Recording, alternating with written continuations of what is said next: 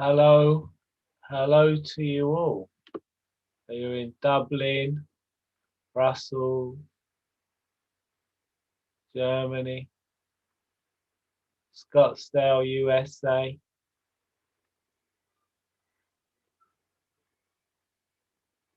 Berlin.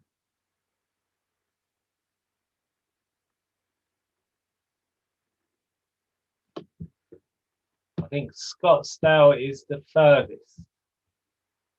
Welcome to you all.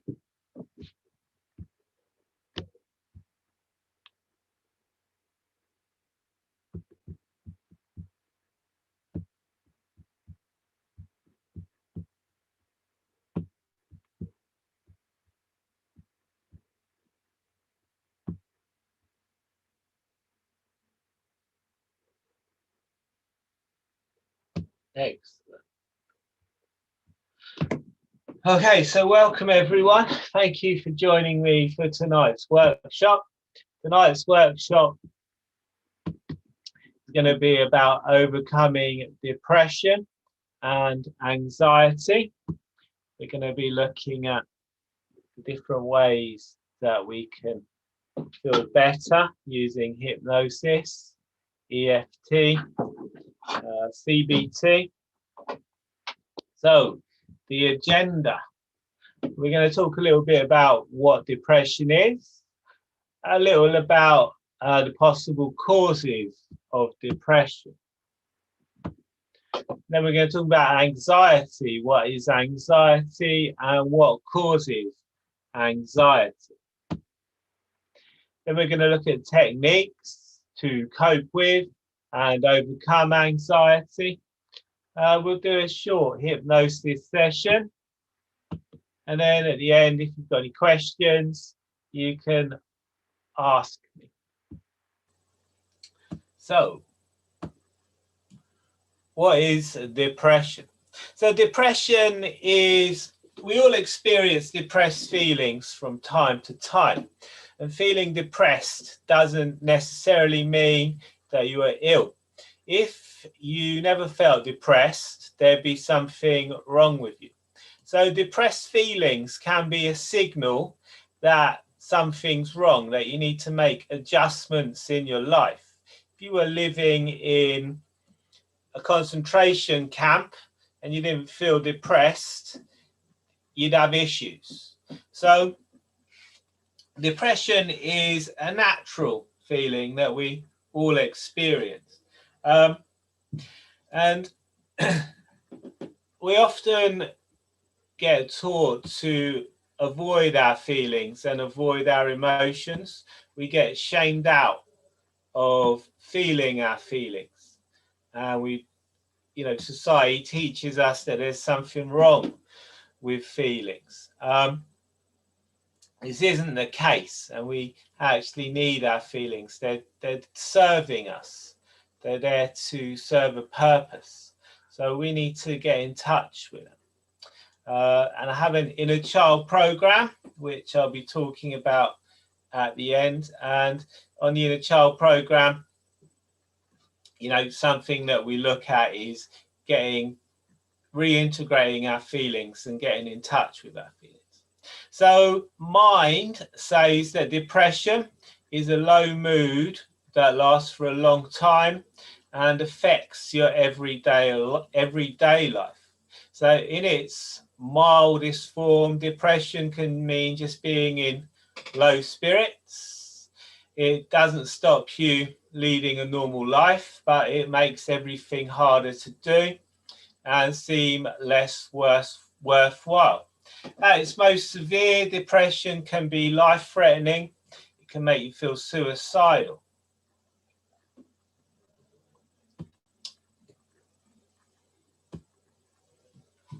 So how can depression affect you? So if you're suffering with depression, you may lose your confidence. You may experience low confidence and self-esteem. You can have a lack of meaning and find no pleasure in things you normally enjoy. you may experience what's called derealization, and you may have kind of an out-of-body experience where you feel detached from your body and detached from your surroundings. You may get brain fog, you may get difficulty thinking clearly and making decisions. You may have a lack of energy, always feeling drained, loss of libido, aches and pains. And one of the theories for this lack of energy is because people who suffer depression experience a lot of REM sleep. So they spend a lot of time in the kind of REM state when they're asleep, which is like the dream cycle. And it's said that dreams are our way of processing information and things that happen throughout the day. So if you're depressed, you're going to spend a lot of time in this state, a lot of time dreaming. And this can cause you to experience a very low quality of sleep. And then when you wake up in the morning, you're going to feel tired, going to feel like you've never been to bed at all. It may make you abuse substances. People with depression may smoke more, they may drink more, and they may eat more. Again, these are all ways to try and cope with negative feelings, to try and suppress negative feelings.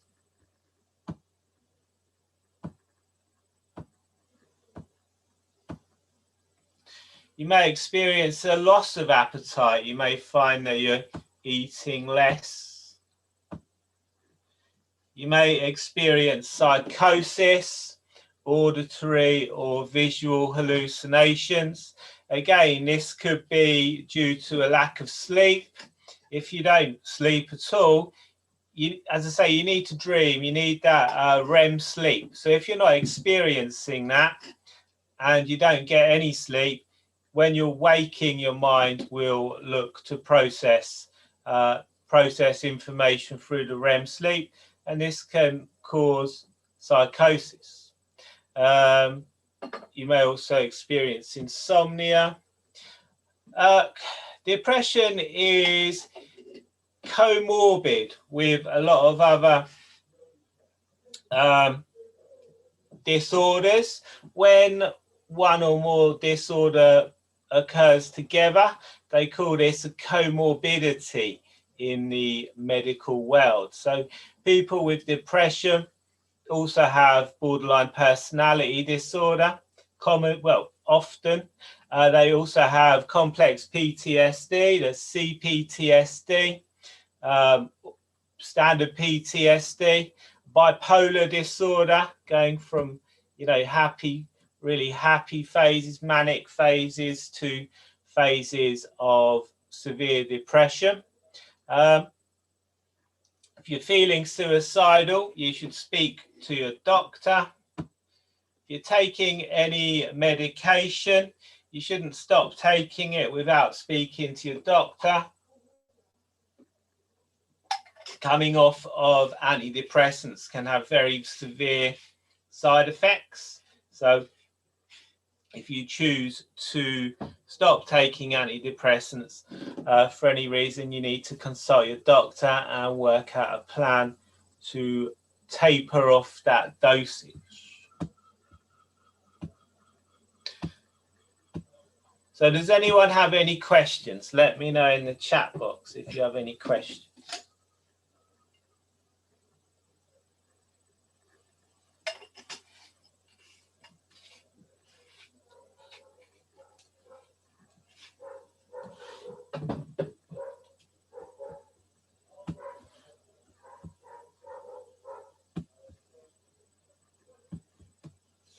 Okay, so what causes depression? Depression can be caused by life events. It can be caused by giving birth, divorce, bereavement. It can be caused by traumatic events. It can be caused by childhood trauma, complex trauma, abuse.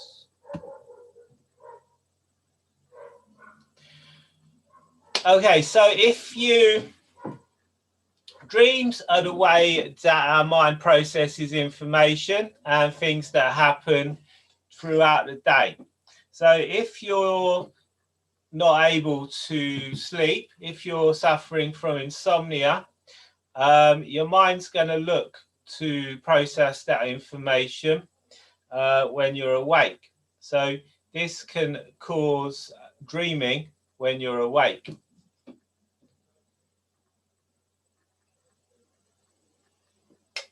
Yeah, as I said, REM sleep is a positive thing. It's your mind's way of processing information, things that happen during the day. They say if you didn't dream, you'd go mad, which is why if you're suffering with insomnia, if you're not sleeping properly, your mind's going to be looking to dream, and that can result in, you know, waking dreams and psychosis. Other physical effects of depression can be, as I said, you're going to feel like you're going to wake up drained. You're going to feel like you never went to sleep at all.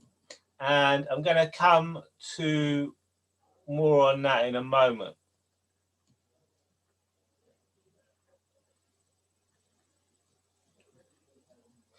I can't comment on that, mate. You know, I can't comment on medical conditions. If you've got autoimmune disease, you know, something you need to consult a doctor about.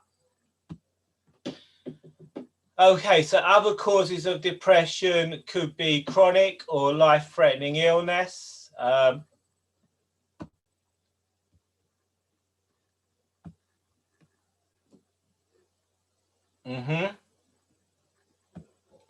Diet can very much influence depression. If you suffer a bad diet, you can experience fluctuations in your blood sugar levels. You can have issues with your hormones. For example, men who have low testosterone, they often experience depression. And chemicals in the brain. Red wine, I believe, is good, helps to release serotonin in the brain. So serotonin is one of the brain chemicals that helps to reduce depression. You may feel unfulfilled if you have a meaningless job or no job. These can be causes of depression. If you have, your mind can affect your stomach. In what way, Gary? If you're isolated or lonely, this can cause depression. You know, if you're feeling isolated and lonely, you could go out and, you know, go somewhere, maybe go to a cafe or somewhere, go somewhere regularly, go to the library. And there's stories of, you know, people who've been suffering with depression. There was a very famous psychiatrist called Milton Erickson, and he would set people tasks like going to the library and sitting in the library, and from that they made new friends, found new interests. Yeah, we're going to come to anxiety. There's lots of foods and things that can increase anxiety. As I say, red wine's one of them. Probably not good to overdo it on that. But if you Google foods that increase serotonin, you'll find quite a few.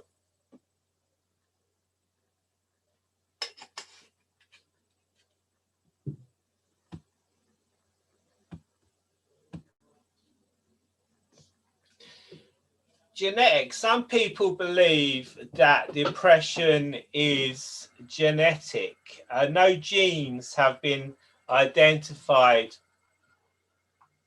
for depression. There is no depression gene. But until the age of 7 is known as the imprint period. So if you grow up around someone who suffers with depression, or anxiety, you're going to pick up on that. You're going to pick up on those feelings. You're going to inherit that in a way by observing it in the people around you.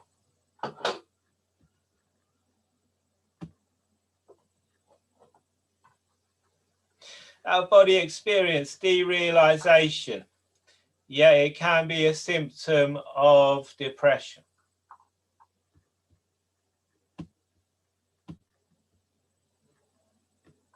So, 25% of the UK population suffers with anxiety, depression, or both.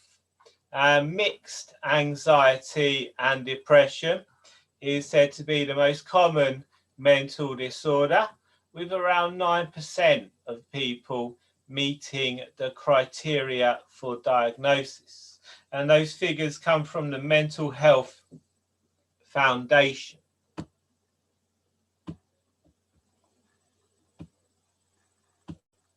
So, anxiety. Now, anxiety is a natural response to danger. If you're in a life or death situation, you'd find the symptoms of anxiety to be useful. So, sweating helps you to prepare for physical activity, to prepare for any kind of physical exertion, to keep cool if you're going to experience some kind of physical exertion.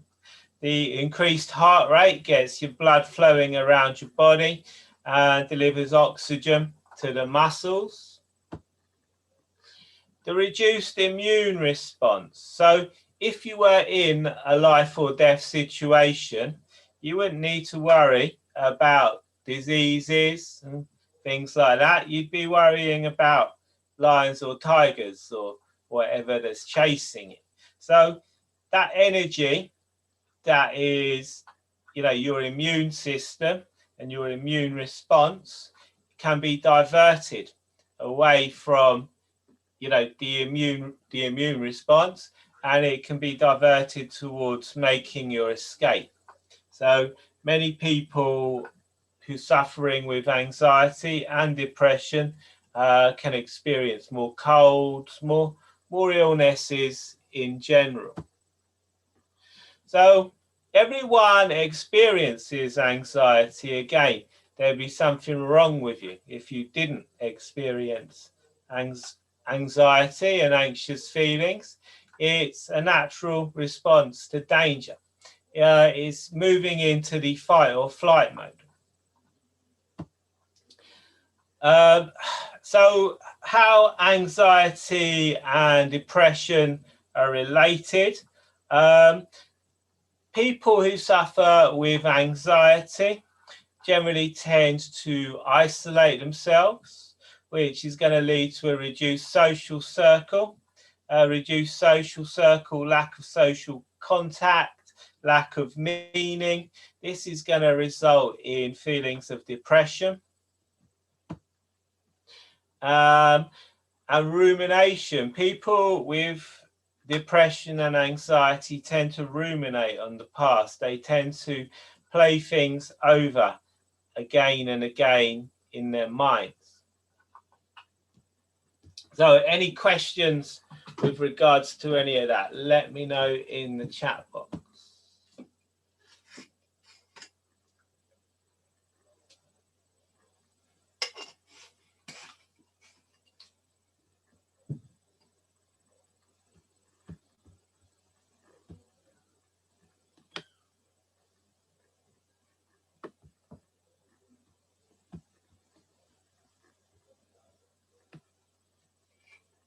Yeah, rumination. Do you ruminate, Gary? Yeah. They don't know if depression is caused by anxiety or if anxiety is caused by depression. My theory on it and my experience of it is that when we're anxious, we isolate ourselves we don't live our lives to their fullest, to their full potential, which creates a lack of meaning, creates us to have a smaller social circle, and this leads to feelings of depression. Yeah, I'm going to come to techniques in a moment. Okay, so in our brains, we've got what's called the reticular activating system. And hello, Chris. And the reticular activating system is a network, a walnut-shaped network of neurons, which is located in the brainstem. And its purpose is to help you store information so you can make decisions quickly. Now, in NLP, they say that human beings can only be aware of 7 plus or minus 2 things at any one time. So if everything that all your senses was picking up was made available to your brain, it would be overloaded, because there's about 14,000 different bits of information going on around you at any one time. So the RAS's job is to filter, and to filter anything that isn't relevant to you. So if you are in a depressed or anxious state, your thoughts are going to be focused on things that confirm that state. So you're going to be looking for information in the outside world that makes you feel more depressed or makes you feel more anxious. Now, the reticular activating system is programmed by all your past experiences. So traumatic events are going to program the reticular activating system very quickly. If you're in like danger, you need to remember it fast so you don't get into that danger again. So when we're in the fight or flight response, we're going to develop tunnel vision. And if we're looking for threats, everything is going to appear to be a threat. But it can also be programmed by repetitive stimuli over longer periods of time. So one technique we can use if we're suffering with depression is to journal. And who journals? Let me know in the chat box if you journal.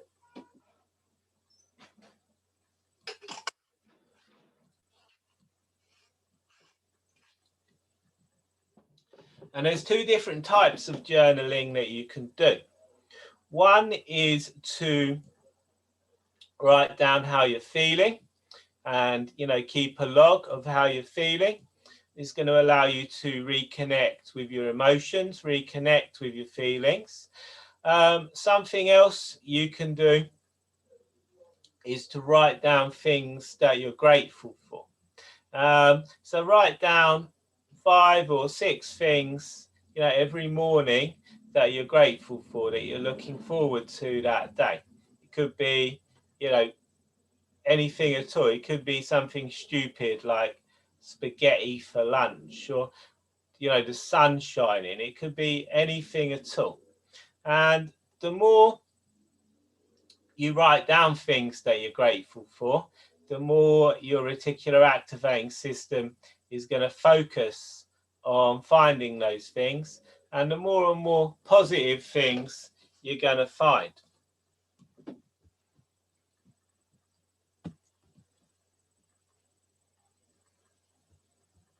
Yep, writing songs, excellent. So then we come to cognitive behavioral therapy. Now, cognitive behavioral therapy says that your thoughts influence your feelings, and your feelings influence your thoughts. And your thoughts and feelings influence your behaviors, and your behaviors influence your thoughts and feelings. Your physical reactions are influenced by your feelings, your thoughts, and your behaviors, and your physical reactions also influence your behaviors, your feelings, and your thoughts. So systems theory says that by changing one part of the system, we can change all parts of the system.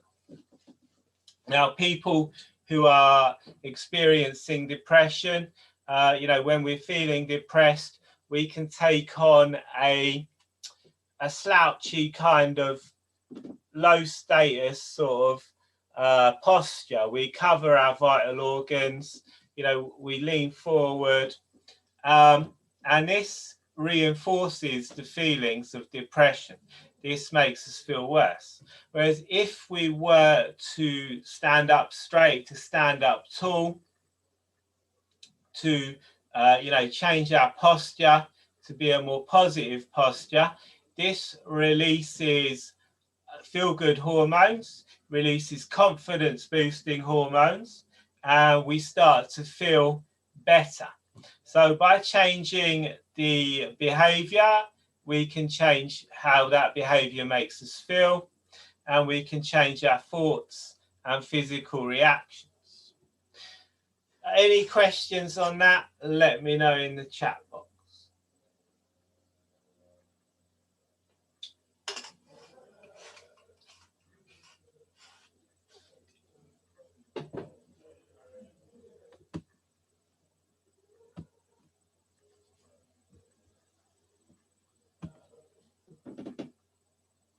Thank you, Guy.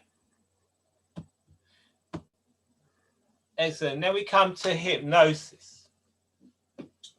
So you can't be someone you don't perceive yourself to be. And your emotional part of your brain cannot tell the difference between a real or an imagined event. So by using hypnosis, we can visualize ourselves the way we want to be.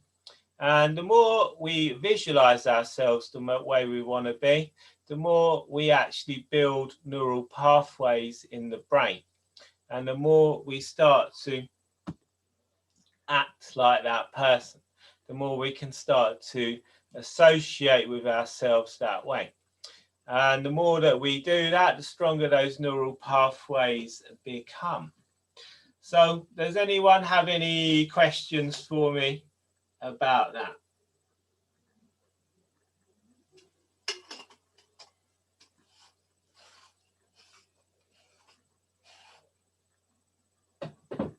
How many of you have experienced hypnosis before?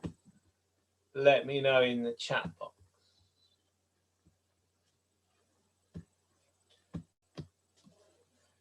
Let me know in the chat box if you've experienced hypnosis before.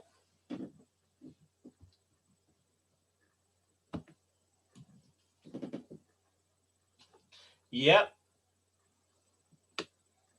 Never. Yep. Okay. Many of you say you haven't.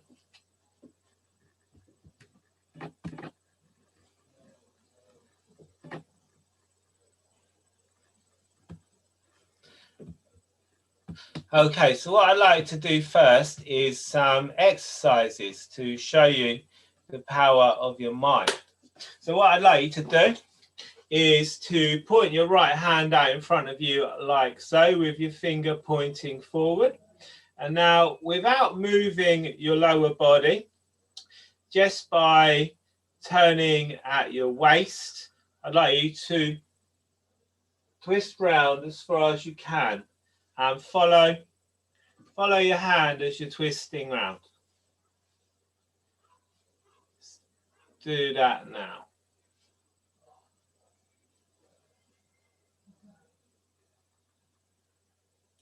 Then once you've done that, just make a note of where you've gotten to on the wall. Take a deep breath in. As you breathe out, just allow your eyes to close. With your eyes closed, you can visualize yourself going round even further, just in your mind. Just in your mind, just imagine yourself pointing that hand out in front of you and twisting round. Twisting round as far as you can go, even further. Because it's only in your imagination, you can go all the way round if you want. And then once you've done that, open your eyes and come back to the present. And now once again, I'd like you to take that right hand, point it out in front of you like so. And once again, just twist round without moving your lower body. And just see how much further you can go this time. And let me know in the chat box if you're able to notice yourself going further.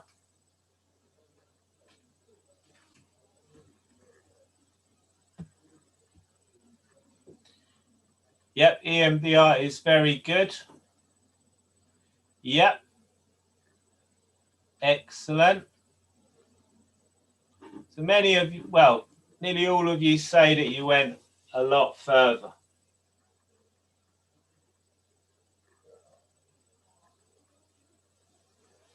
Fabulous. Now, I'd like you to take your hands and place them out in front of you. I'd like you to keep your right hand facing down. Turn your left hand so your palm's facing up. Take a deep breath in. Close your eyes. And with your eyes closed, I'd like you to imagine that in your left hand, we've placed some heavy books. And in your right hand, to your right hand, we've tied some helium balloons. And as that left hand is drifting down, your right hand's going to rise up. Just imagine that happening. Your left hand lowering down as your right hand rises up. Just imagine that in your mind. And then leaving those hands where they are, open your eyes, come back to the present, and just notice if those hands have moved, and let me know in the chat box the difference that you've seen between those hands.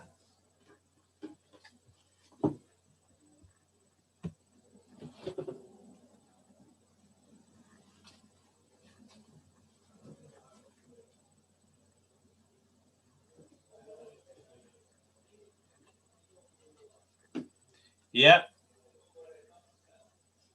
Yep. So most of you noticed a change there. Yep.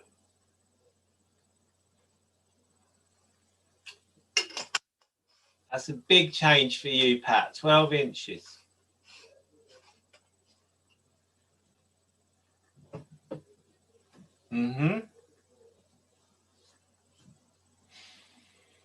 Okay. Okay, another exercise we can do.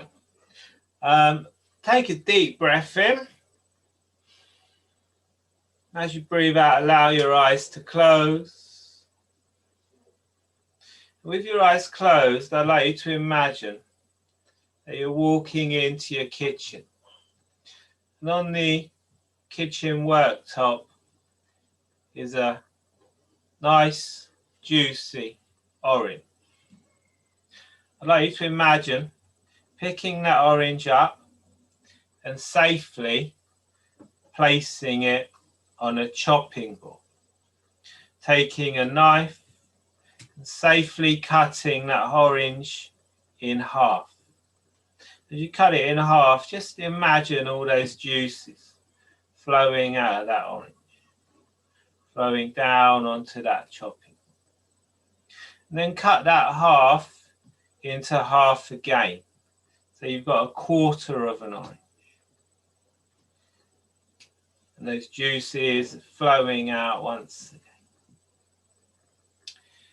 And then if you want to cut that orange again to make a bite-sized chunk, just imagine doing that. Then imagine taking that chunk of orange, picking it up and lifting it towards your mouth, biting down of it, biting down on it, and all those juices just flowing out of that orange, flowing down your cheeks, maybe dripping off your chin. And when you're ready, you can open your eyes, come back to the present. Let me know in the chat box if you salivated when you were imagining cutting into that orange.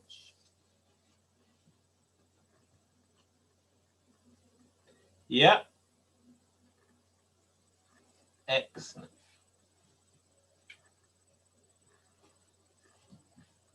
No. A bit. Yeah. Yes, Tony.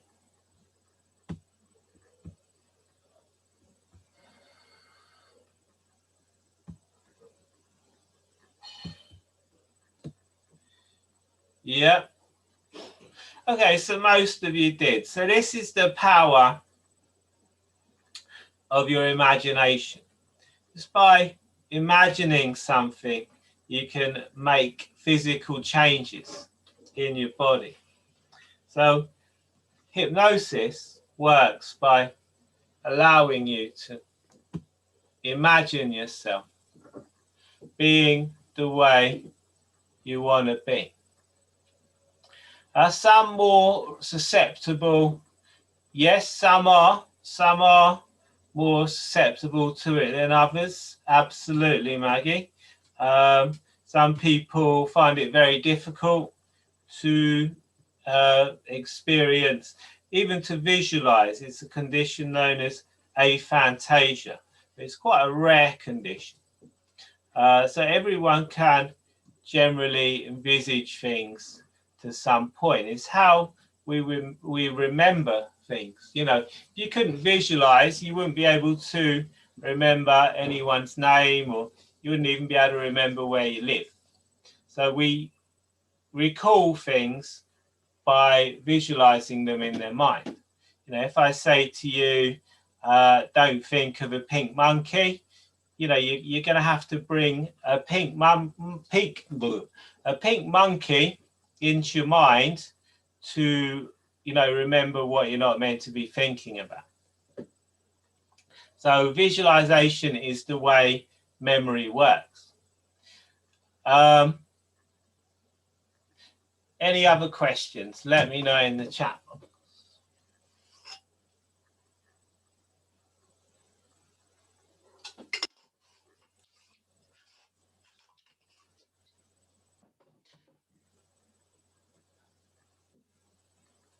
Okay, so hypnosis is a perfectly natural state that we all experience several times during the course of a day.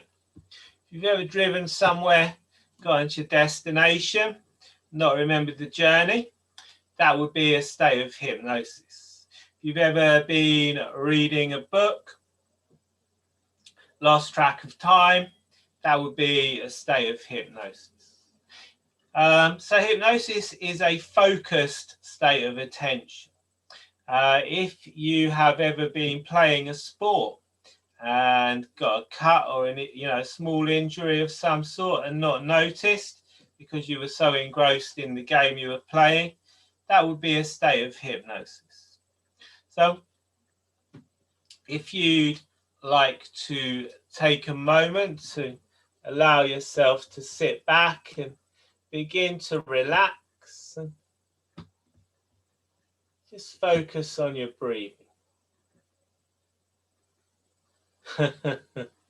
It's very common. It's very common that we can't remember the journey when we're driving. Also, when we go, like, have you ever had the experience when you've been in one room, you thought you needed to get something, and then you've gone to the room where the thing that you wanted to get was, and you don't remember what you went in there for? Who's had that experience? Let me know in the chat box.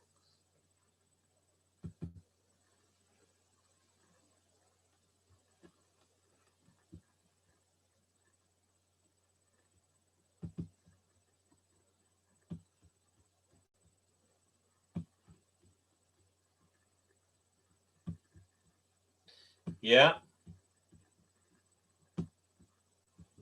So that's because of a change of state. So you've gone from one environment to the next, and in the environment you've gone into, you don't associate that environment with the memory.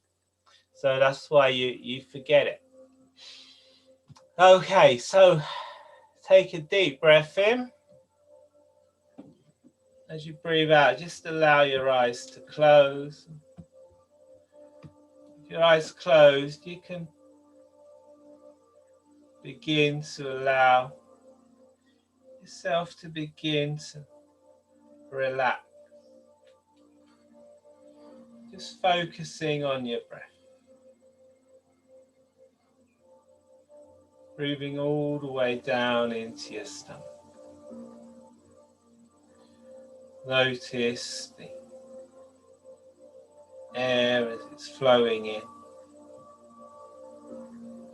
in through the tip of your nose, all the way down into your stomach. Notice your stomach rising as you're breathing in, falling as you breathe out. Just take a moment. Just focus on those breaths. See if you can notice any difference between in-breath and out-breath. Maybe the in-breath feels slightly cooler than out-breath. Maybe you can feel yourself relaxing more with each breath out. It could be as though there's a tiny voice in the back of your head telling you to just relax, relax, relax. Just listening to the sound of my voice.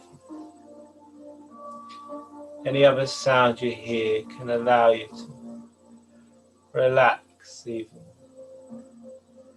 becoming more and more relaxed, more and more at ease. I wonder if you can remember the most relaxed you've ever been.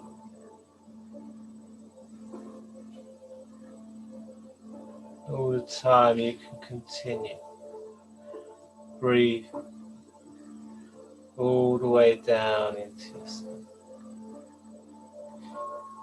Your unconscious mind begin to take more and more control. And all the most powerful things you do at an unconscious level. You grew from a baby to a child, from a child to an adult. This all happened on an unconscious level. So you know that you can make massive changes with your unconscious mind. Maybe you can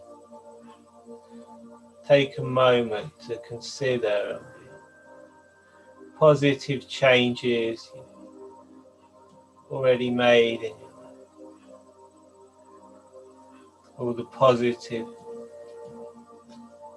things that you've been able to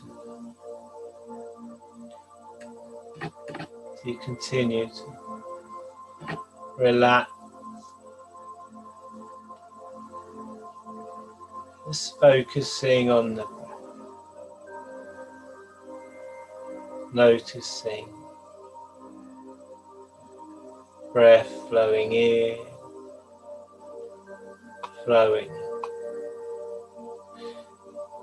In a moment, I'd like you to imagine yourself standing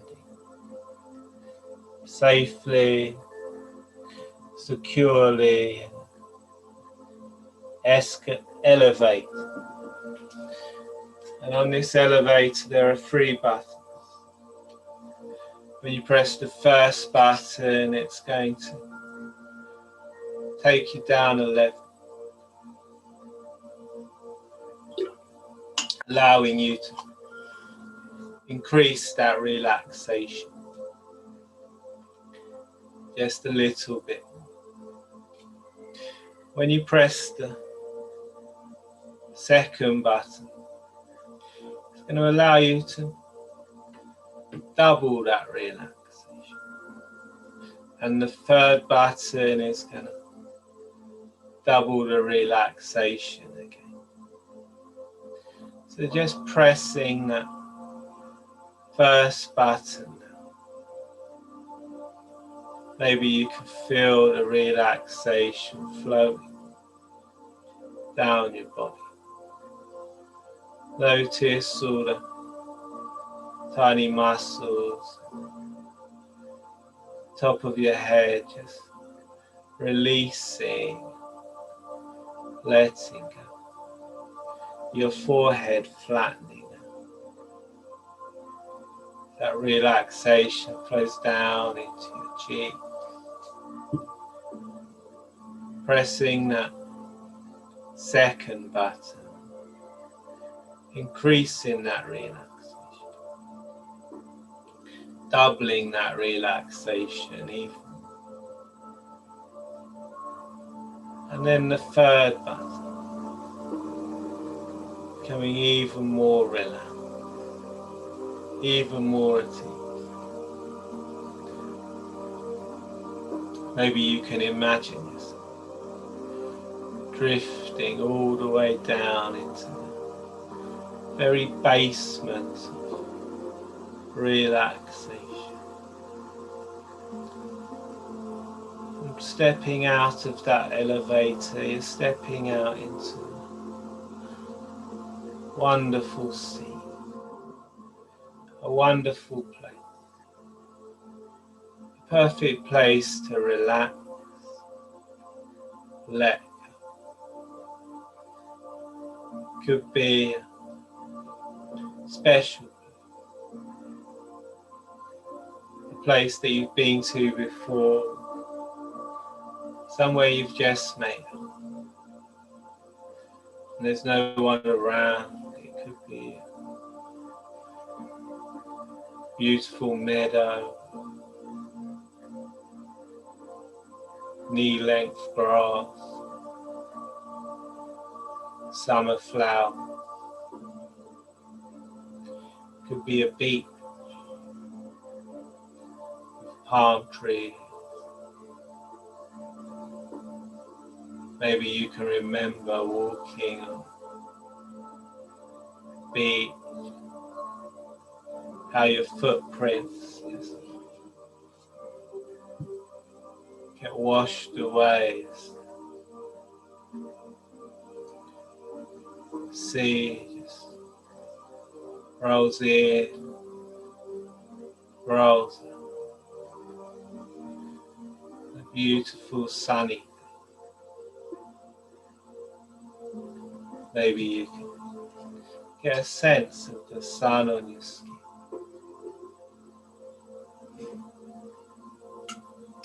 The kind of day when you close your eyes, still see that sunlight even with eyes closed. I wonder if you can imagine yourself lying down in that place, looking up at the sky, looking at the clouds, wispy clouds floating across that sky, floating from one side to the other. As each cloud drifts by, you can allow yourself to relax even more. Relax, release. Maybe scan around your body. Notice any tension anywhere, stresses or strains. Release that tension. Let it go. And you can allow your conscious mind to drift and dreams. Unconscious takes more control. As you look at those clouds in that sky, you can notice one special. You can feel a connection to this cloud. I wonder if you can imagine this cloud stopping directly above. Maybe you can imagine an invisible thread, a cord connecting you to this cloud. And the cloud can start to absorb any negative feeling, any worries, any stresses or strains are just being sucked up by that cloud. Anything that may have been troubling you is being absorbed. And the cloud can begin to get darker, angrier. Maybe you can imagine flashes of lightning coming from within that, rumbles of thunder. That cloud takes up more and more of that stuff. More and more of that stuff is being absorbed by that cloud. Maybe you can start to wonder how your life would be if you allowed a little bit more positivity. If you could let go of just a little bit of that old stuff. And that stuff can continue to be absorbed by that cloud. Maybe you can feel that connection weakening as the cloud starts to drift off, drifting off over the horizon, taking all that old stuff. Maybe you can get a sense of yourself feeling light, a sense of relief. Maybe you can scan around your body, get a sense from your unconscious mind that you've been able to release some of that old stuff, anything that may have been worrying you, bothering you in some way.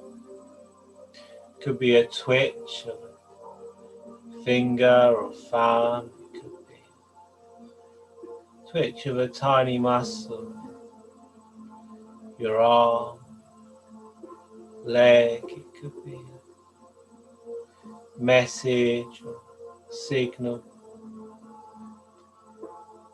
Just allow your unconscious to let you know what that message could be. And after that, clouds moved away, sun comes out once,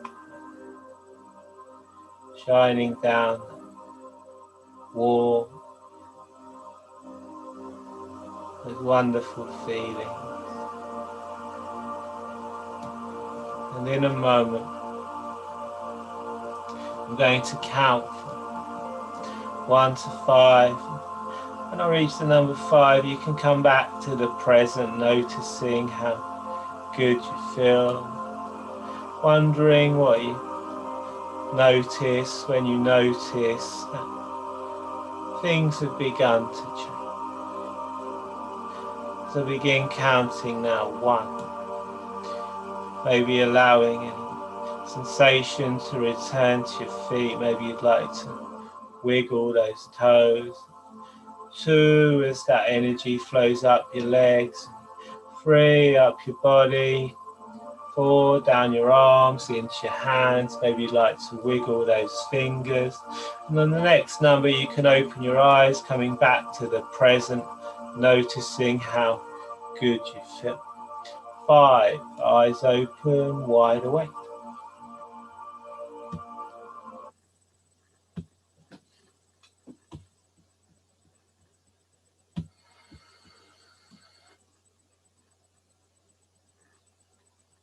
So if you like that, let me know in the chat box.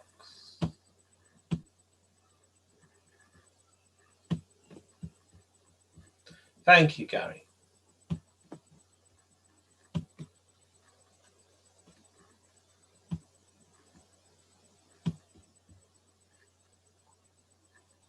Excellent, thank you.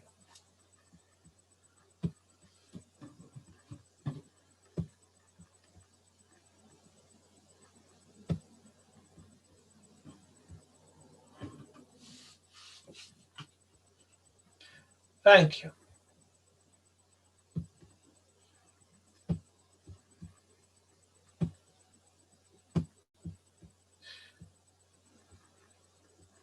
Okay.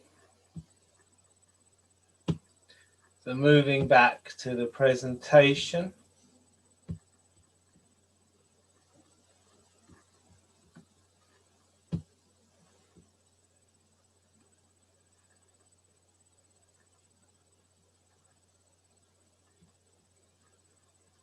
Yep. I used to find it hard to relax when I first started as well, Rini. The more we do it, the more it's like a muscle. So the more we experience hypnosis and trance, the more we become able to relax and go deeper into hypnosis and trance. Okay, so mindfulness. Yeah. So mindfulness is, a very good way to help with anxiety and depression. When I first started out, okay, we're going to come to that now. So when I first started out, I used to, as you all say, I used to experience with my mind wandering. I used to have intrusive thoughts. I used to have negative thoughts. I used to have a negative inner voice that was constantly calling me names, telling me I'm a dickhead, no one likes me. And so mindfulness was what I started doing. I used to sit and meditate, used to cross my legs, close my eyes, just focus on the breath, noticing the air flowing in, flowing out. If any thoughts came into my mind, I didn't react to them. I just allowed them to be. I just noticed them. I labeled them as thinking, and then I went back to focusing on my breath. And Carl Jung said, what resists not only persists, but grows stronger. So the more you give energy to a thought, the stronger it becomes. So mindfulness enables you to disconnect from those thoughts, to see them as something separate from you. And when you do this, you're able to stop them controlling you. So it improves our ability to focus, to concentrate. It can improve our emotional regulation and emotional intelligence. People who meditate regularly and practice mindfulness generally experience more empathy. They have more understanding of other people. They have better health. They have a reduced risk of heart disease. Mindfulness can be used to cope with pain, to lower blood pressure. So any questions at all, let me know in the chat box.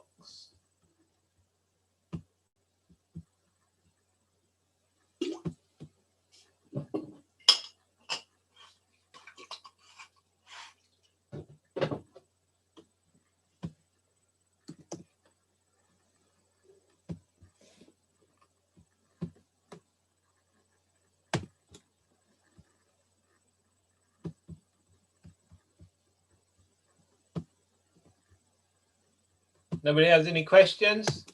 Okay, so yeah, so I offer everyone who comes on my workshops a free session. So yeah, it is difficult to get rid of negative thoughts, Gary. As I said, through regular meditation and mindfulness practice, you can do that. Also through hypnosis. So yeah, I offer everyone who comes on my sessions a free one-to-one therapy or coaching session with me. So if you'd like to take advantage of that, you can book a time via the link I just posted in the chat box. I also have an inner child program, which is going to be starting in July, on the 1st of July. So if you'd like to know more about that, you can book a call with me via my site. The Inner Child program, as I said previously, you know, society teaches us as children to disconnect from our feelings and our emotions. So the purpose of the Inner Child program is to help us reconnect with those feelings and emotions, to help us reconnect with our inner child. And so if you'd like to know more about that, you can also book a call with me. Does anyone have any other questions? Anything else you'd like to know?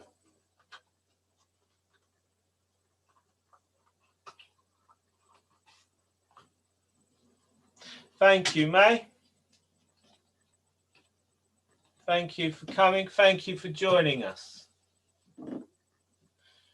Do I share my slides? No, but I was live streaming the video to my YouTube channel. So if you want to watch it again, you can do so.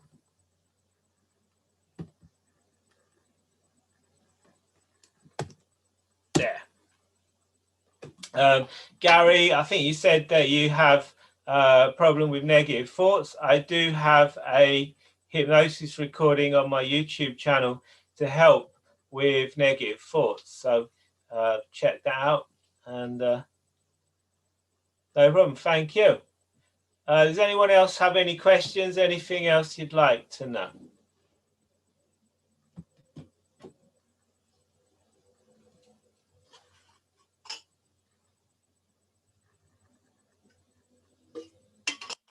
Thank you, everyone.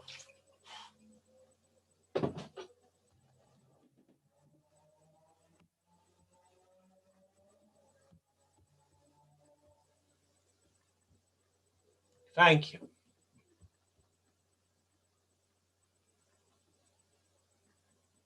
Thank you, Naomi.